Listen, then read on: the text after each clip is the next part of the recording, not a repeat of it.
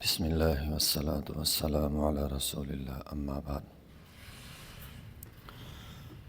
صفحہ نمبر ہے 216، آیت نمبر ہے 68 اور 69۔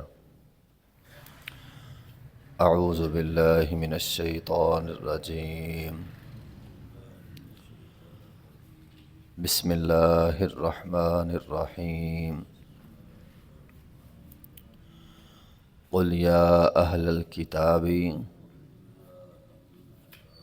لستم علی شیء حتی تقیموا التوراۃ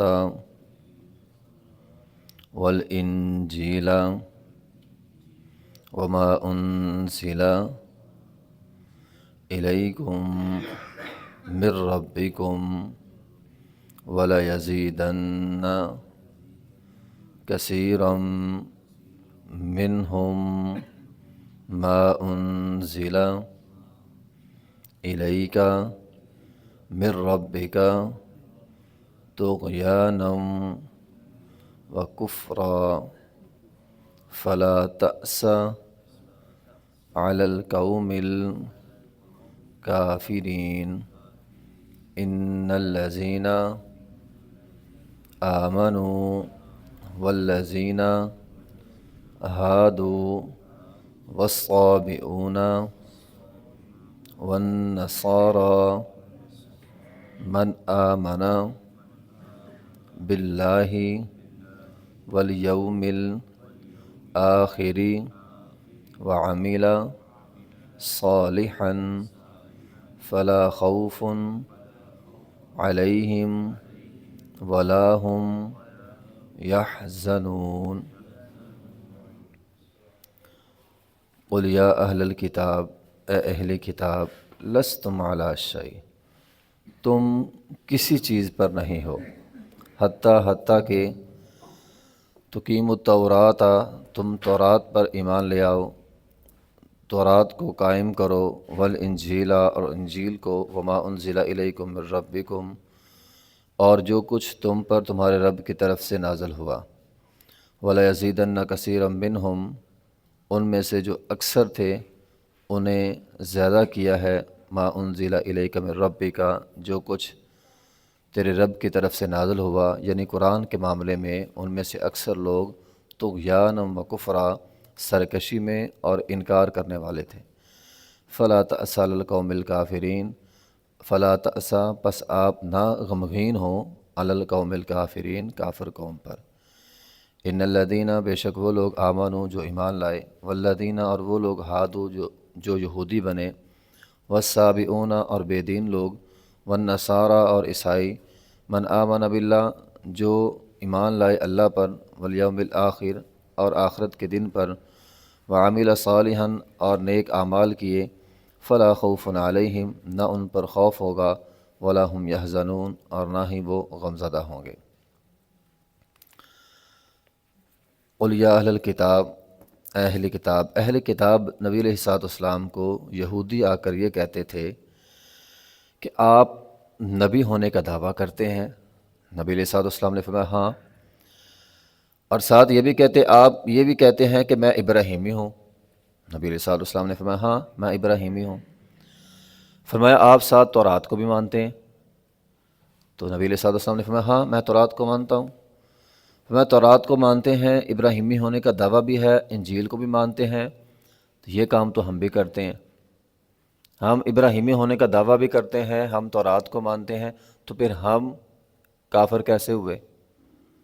ہم بھی تو مسلمان ہیں، جو کام آپ کرتے ہیں وہ ہم بھی کرتے ہیں۔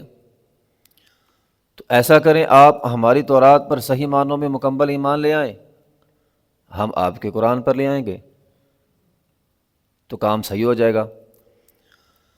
نبی علیہ الصلوۃ والسلام کو اللہ تعالیٰ نے یہ حکم دیا، اے پیغمبر آپ ان اہل کتاب کو کہہ دیں لستم علی شیء، تم تو تورات کو مانتے ہی نہیں ہو، جو تورات اللہ تعالیٰ نے موسیٰ علیہ السلام پہ نازل کی تھی اس تورات کو تو تم مانتے نہیں ہو، اور نہ ہی جو اب قرآن نازل ہوا اس کو تم مانتے ہو، تو پھر تم کس دین پر ہو؟ لستم علی شیء، تم کسی دین پر نہیں ہو۔ یہ بڑی اہم بات ہے۔ انسان ہمارے ساتھ بھی دنیا میں آج کے معاشرے میں ایسا ہوتا ہے، ایک بندہ دنیا میں بڑی محنت کرتا ہے، دینی اعتبار سے نمازیں پڑھتا ہے، روزے پڑھتا ہے، کل قیامت کا دن ہوگا، اللہ تعالیٰ اسے کہے گا لست تمہارا شیء، تمہاری کوئی نیکیاں نہیں ہیں، تمہاری کوئی نیکیاں نہیں۔ تو بندہ بعض اوقات محنت کرتا ہے لیکن اس کا اجر نہیں اسے ملتا۔ تو اس شریعت میں بھی ایسے احکامات ہیں، ایسے برے اعمال ہیں جن کی وجہ سے کی ہوئی نیکیاں ختم ہو جاتی ہیں۔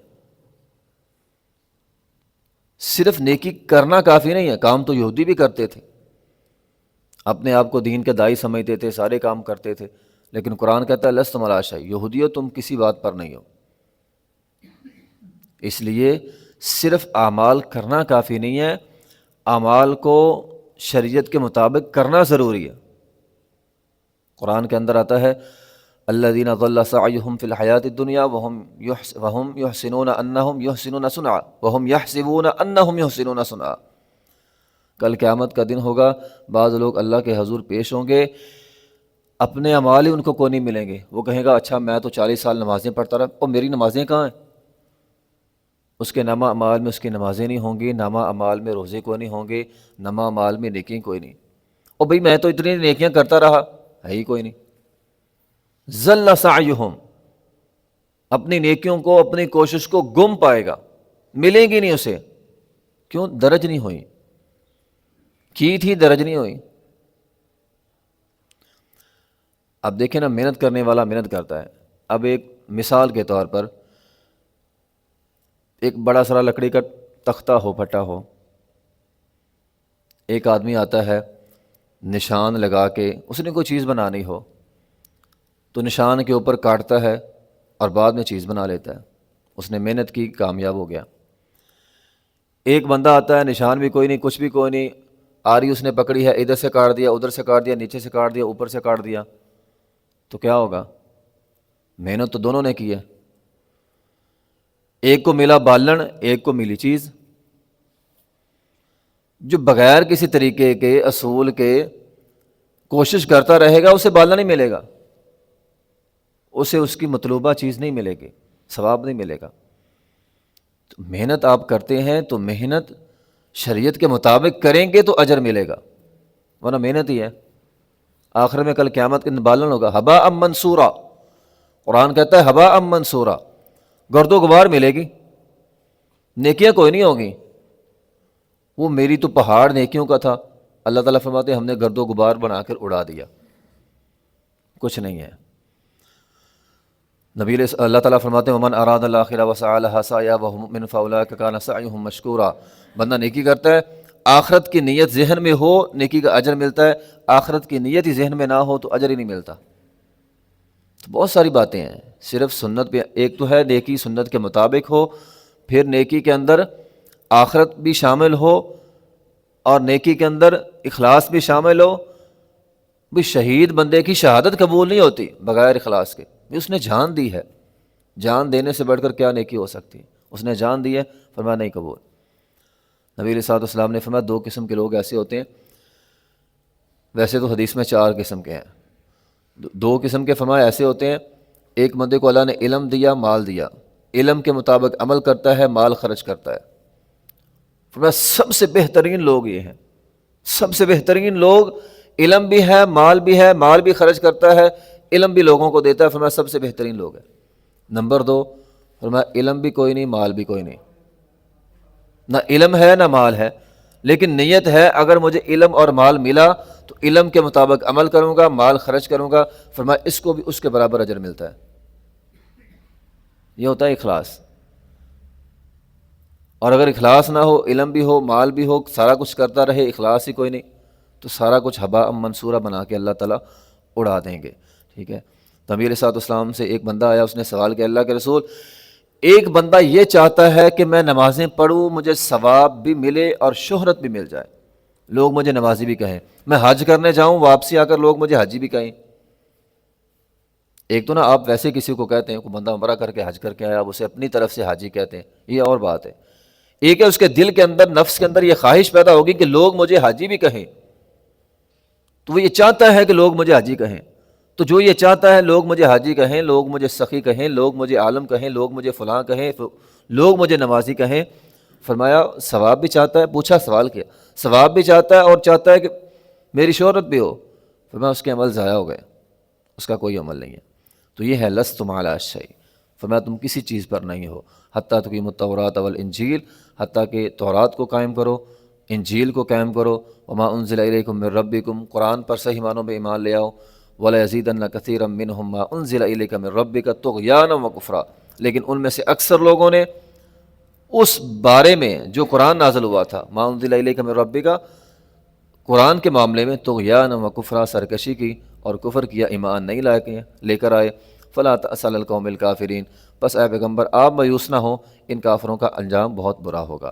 الا الذین آمنوا، بے شک وہ لوگ جو ایمان لائے، والذین ہادوا، اور وہ لوگ جو یہودی بنے، والسابئون، سابی کہتے تھے بے دین لوگوں کو، ویسے یہود و نصارہ سابی اس آدمی کو کہتے تھے جو یہودی تھا تو یہودیت چھوڑ دی، عیسائی تھا تو عیسائیت چھوڑ دی، کہتے تھے یہ بے دین ہو گیا، ٹھیک ہے۔ تو گمراہ فرقوں کے لیے سابی کا لفظ استعمال ہوتا ہے۔